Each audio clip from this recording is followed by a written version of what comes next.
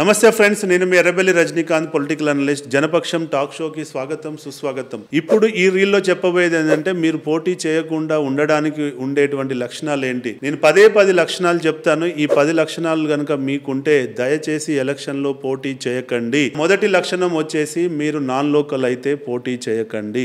రెండో లక్షణం వచ్చేసి మీరు ప్రజల పట్ల, సమస్యల పట్ల అవగాహన లేకపోతే మీరు పోటీ చేయకండి. మూడో లక్షణం వచ్చేసి మీకు నాయకత్వ లక్షణాలు లేకపోతే మీరు పోటీ చేయకండి. నాలుగో లక్షణం వచ్చేసి మీకు ప్రజలతో సత్సంబంధాలు లేకపోతే మీరు పోటీ చేయకండి. ఐదో లక్షణం వచ్చేసి మీరు ఆర్థికంగా బలంగా లేకపోతే మీరు పోటీ చేయకండి. ఆరో లక్షణం వచ్చేసి మద్యం పంచిపెట్టి, ఓట్లకు డబ్బు పంచిపెట్టి ఎలక్షన్ చేయాలనుకుంటే మీరు పోటీ చేయకండి.